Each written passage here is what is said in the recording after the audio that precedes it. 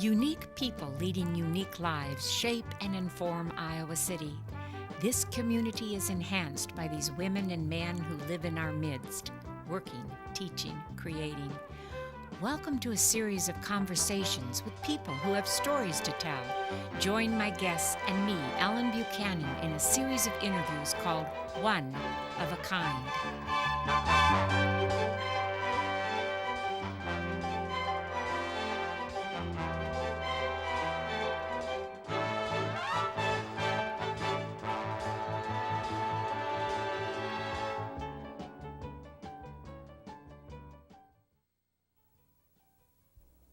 Howard Sokol has worn many hats.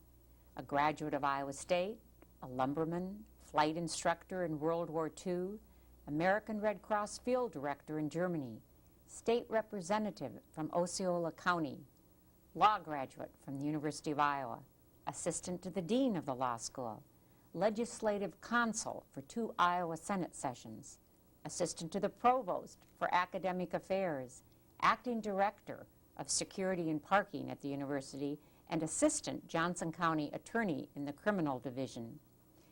Since 1978, Howard Sokol has been a loyal and dedicated volunteer.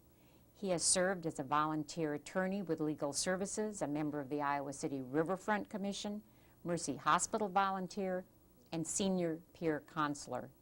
Howard has contributed over 3,500 hours as a university hospital patient visitor. In 1996, he was elected a director of Pentacrest, Inc., which manages the Pathways Adult Daycare Center. Howard also assists the Senior Peer Counselor Program. Years ago, Governor Ray appointed him to a term as a chair of the Iowa Legal Service Advisory Commission, and he served on the Iowa Supreme Court Commission for Continuing Legal Education. He's a longtime member of the Congregational Church, Rotary, and numerous professional organizations. Born in Sibley, Iowa, Howard Sokol came to Iowa City in 1963. He and his wife, Ruth, raised 3 children, Robert, Betsy, and Sally. They have 10 grandchildren and 13 great-grandchildren. Welcome to One of a Kind, Howard. Thank you very much. I'm sure my family will appreciate this video. Good. I know your story begins in Sibley. You were born in 1912. Tell me what you were interested in growing up there. What were your interests? Well, I think in our small town, our main interest was sports, and so I was out for everything, and not very good at anything, as a matter of fact. But I did have very many fond memories of that period. And you brought up, I think it's an interesting photograph, so what people decide to bring for the interview. You brought a photograph of you and a gentleman named Gordon Locke. Now, for people who don't know who Gordon Locke is, why does that photo mean so much to you? Well, Gordon Locke was a member of a very winning football team, and he was a unanimous American, all-American football player, and their team in the first intersectional team contest with Yale, Iowa went to Yale and won 6-0, and Gordon was a big factor in that. And of course I was in hog heaven being a gopher for him and my cousin Craven Shuttleworth, who was also on the team and a lawyer of some note in Cedar Rapids. So when would this be, about in the 20s? Well, I suppose I was 24 or 20. 1924. Right. We spent a summer building fence on one of my uncle's farms. So he helped out with that. Yep. I know after graduation you went to Iowa State and met your wife Ruth there. Right. After graduation from Iowa State, you were a civilian instructor in an Army. You've had so many careers. And contract school in Minneapolis. Of course, I had about 10 years in the lumber business before that. And So I left Ruth pretty much in charge of 3 children. I did the flying and also in the Red Cross. And so you were a flight instructor, I said, yes. Yes. For 3 years? Well, yes. And 3 was that in around Sibley? Well, actually in Worthington, Minnesota, which was 20 miles from Sibley. And then you became the Red Cross field director and you were there about 10 months in Germany. Right. I was with an outfit that followed the Third Army from Belgium through Germany, and I wound up in Nuremberg, which was, right now it's a lovely city to visit, but then the old town was just a pile of rubble. So you came home then after the war and went back into the lumber business. Right. Also, we had a concrete products business that made big culvert pipe and highway materials. What made you decide to run for the state legislature as a businessman? Well, I'd gotten involved with politics in 1952 during the Taft-Eisenhower Republican battle, and I was involved by an attorney friend, and he eventually dropped the county chairmanship on me, and I couldn't get anybody else to run, so I decided to run myself. And you won. Yeah, I defeated an incumbent that had been in for quite a while. And now, there's a story, Howard, that when you got to the state legislature, you were a little intimidated because there were so many lawyers. well, there were a lot more than there are today, but some of the well-known ones were Dave Stanley from Muscatine, and Tom Riley from Cedar Rapids, and Larry Carstensen from Clinton, and they all seemed to know something that I didn't know, and I went home and told my lawyer friend about it, and he said, "Why don't you go to law school?" Well, I think I'd always wanted to go, but never. I was in a product of the Great Depression, so I was faced with a problem, of course, of timing, and I probably am the last person who went into Iowa Law School without taking the LSAT. Ooh, how did you manage to escape that? Well, Mason Ladd was an old friend. I'd sold him fence, wire, corn cribs, and so forth. And he told me that, well, he'd let me in, but I ought to take the LSAT someday, but that day will never, never come. Well, look at you. You did get your law degree. So a little bit of your impetus to come to Iowa, and you were 51 years old. Right. And to go start law school was a little bit of feeling not inadequate, but kind of out of place with so many lawyers in the legislature? Well, my wife thought that I was going to get mistreated. She thought that the younger fellows would resent my intruding on their future, but it turned out that they treated me extremely well, and I had enough experience so that I could sometimes put a practical slant on some of the things they were talking about. And it's interesting me today now that my classmates, who are now about the same age as I was, think I wasn't that young. Well, Howard, at this time you started law school, but then you ended up going back to Des Moines and getting involved, did you not? Well, I had to. They called an emergency session? Yeah, there was a special session which I hadn't planned on. I had figured I was going to get 2 years in because they had biennial sessions. But that was due to reapportionment. And so then as long as I had to drop out of law school, I decided to run for Congress when the seat opened up, which did not happen. So I was so sick of raising money that in those days, if it interests anybody, I spent about $25,000 to run for Congress in that district, and now $500,000 won't cut it, which I think is terrible, but that's another story. Right. But anyway, I decided not to try it again, but to come back, and I was interested in the law school. So, Well, we're and glad I don't you came regret back. it, even though that was one of my lifelong ambitions to be in Congress. So at this time, Howard, how did you get involved with overhauling the banking industry and Well, laws? That was due to Alan Vestal, who knew about my background as having been involved in a bank in Sibley. And they needed a research assistant to help the deputy superintendent of banking, and a law professor was hired as a draftsman. And we actually fooled around for 6 months and didn't get anywhere, so I suggested we have a retreat, and we actually went up to my home in Sibley, and Ruth fed 3 men for a week, and we wrote the Banking Act almost entirely in 1 week after we got in a position to concentrate on it.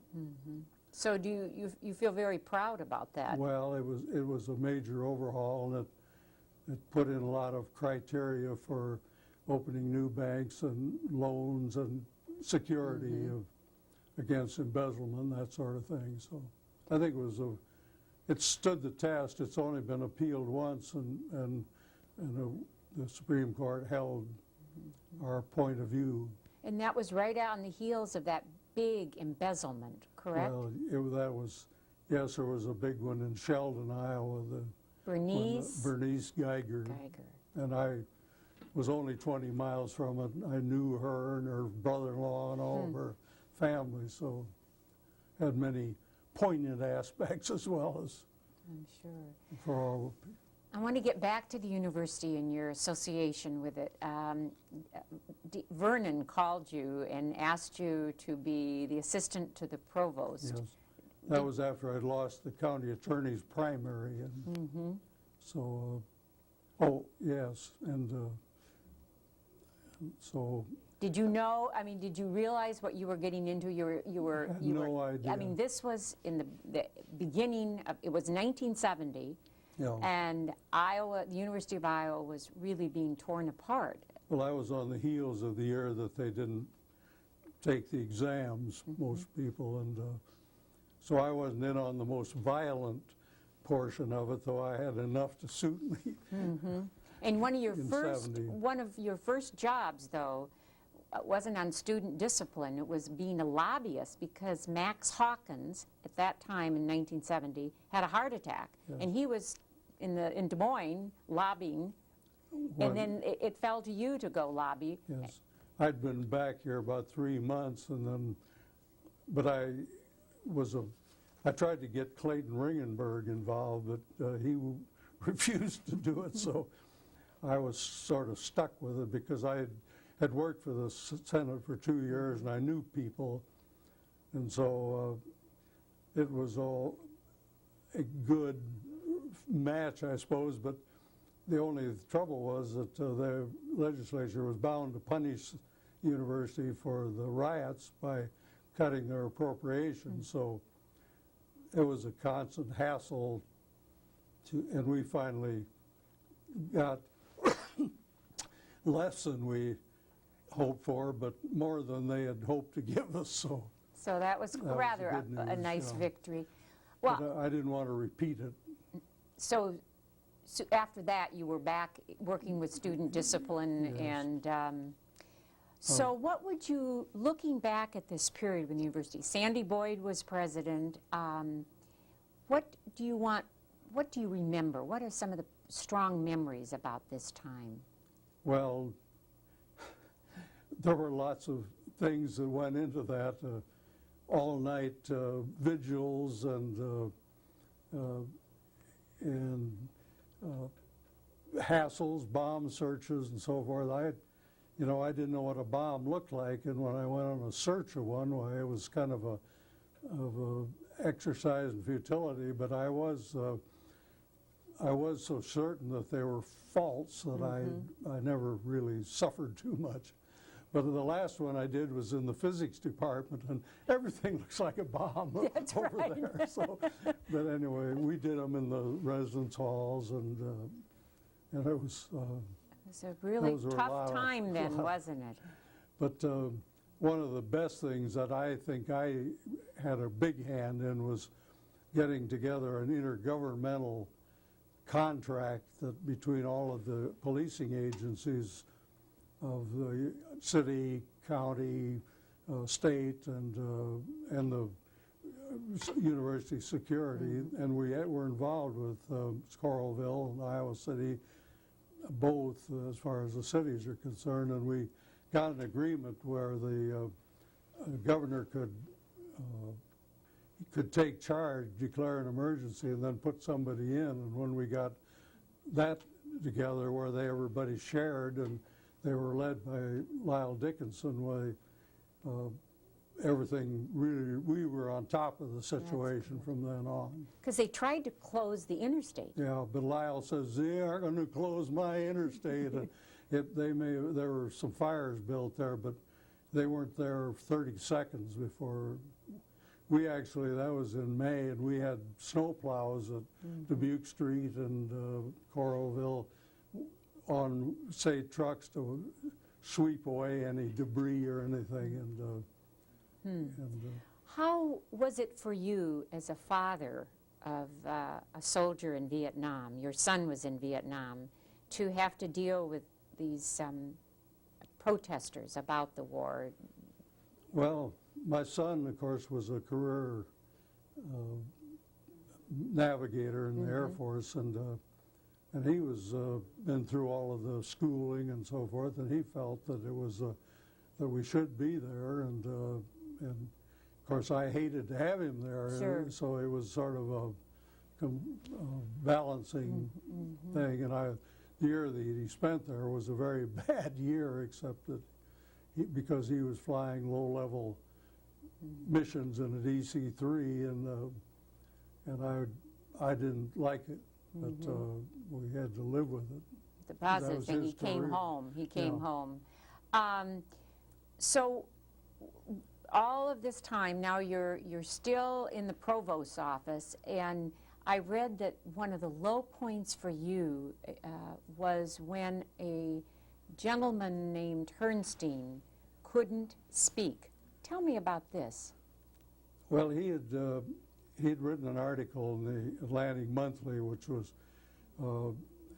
I think I'm not sure that this was exactly the way it went, but the idea was that it led the people to believe that he thought blacks were genetically less intelligent than whites, and he had a lot of statistical data on it, but his expertise was in random selection by pigeons, and he had been invited by Rudy Schultz to come here and speak about random selection by pigeons. But interestingly enough, of course, he was deceased co-author of the Bell Curve, which has been controversial, and we had the physics building has two adjacent classrooms and or lecture halls, and we had about 50 people suited up in riot gear, face masks, helmets, and batons. They didn't carry any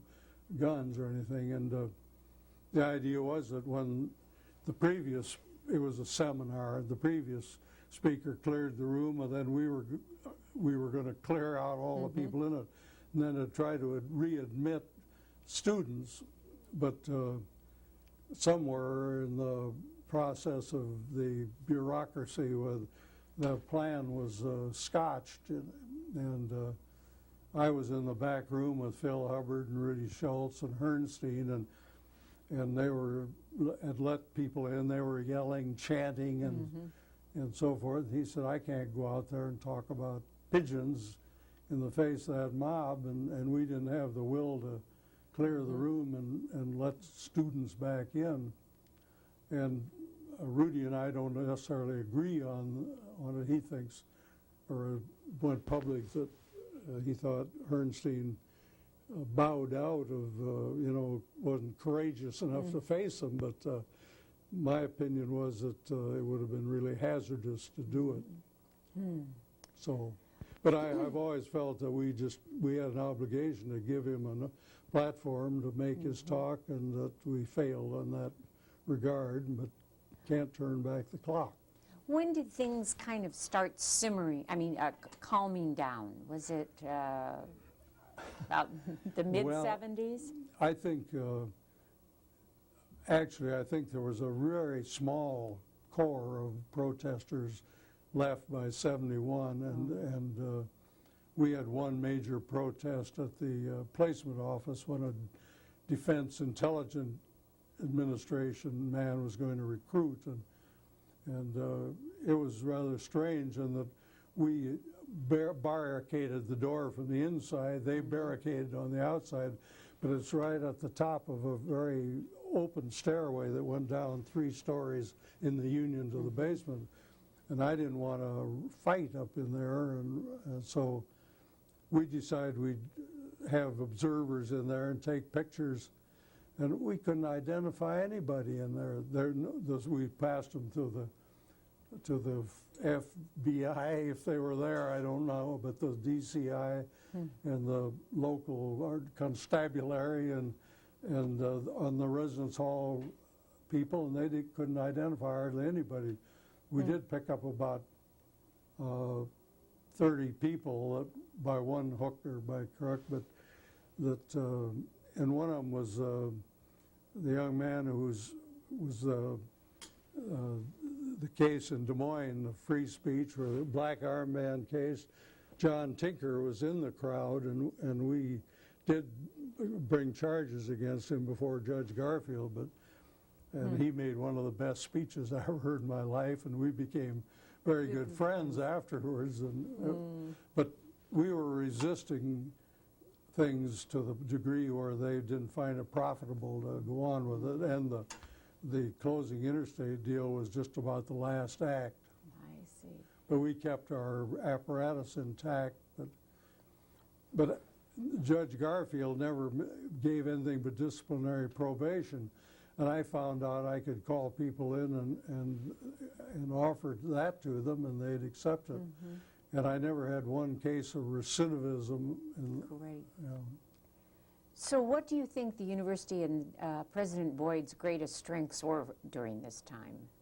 Well, you know, I never, a lot of people criticized them, but they weren't designed, it wasn't a military operation, it was an educational institution. So some of the people, they just didn't know how to react. And when somebody decided, got an organization together to resist it, not that we were trying to block free speech or anything, but just to keep stuff from getting broken.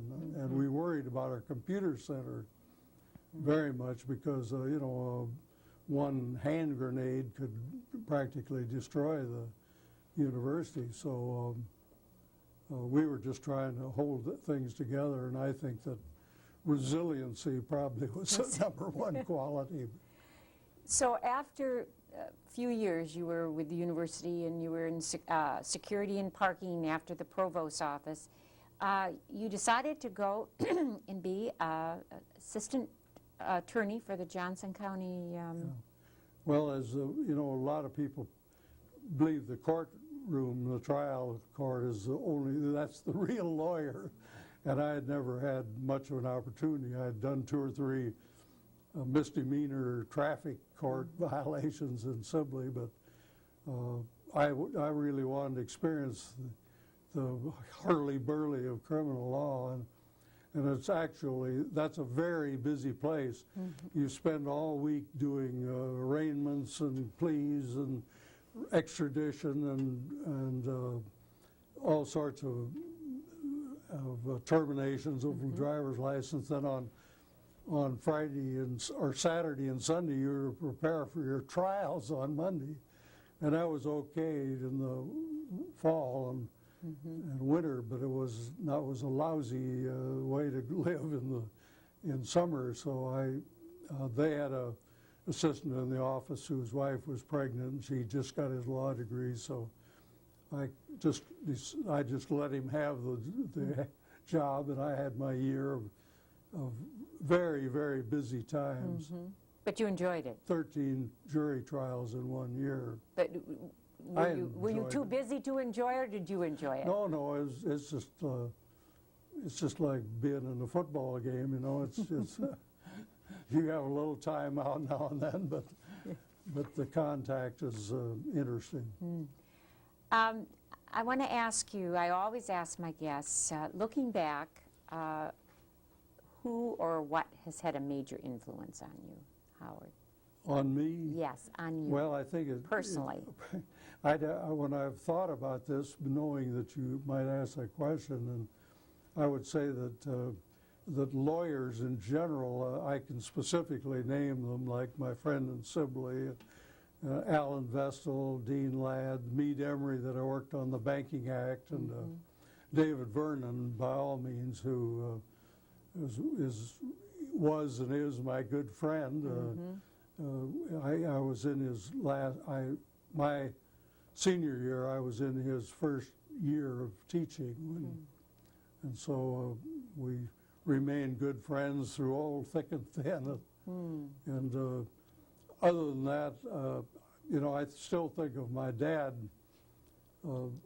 almost every week about something that he transmitted to me. And one of his statements was that the lack of consideration for others is the greatest sin of mankind. And I always think he was considerate, and he loved people, and he taught me to remember names and in our business, and I really feel that's one of my inheritances, is just a love to know people in all walks of life.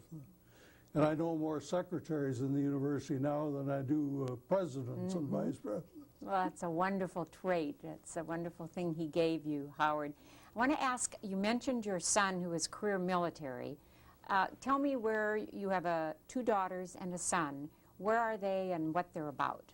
Well, my twin daughters married brothers, and they farm in near Carroll, Iowa, and they're farmed separately. They live a mile apart. They're on a long distance call apart, but one of them just built a new house, and we're celebrating that. The son has a bed and breakfast house in Port Townsend, Washington, and it's an old Victorian house, has 11 rentable rooms, and they went out there in 1986. He'd worked for the university here after he retired, and they have had a successful business there, and he's now been elected port commissioner of the county out there, and they have a seaport and an airport under their, it's a 3-person board similar to their airport commission here.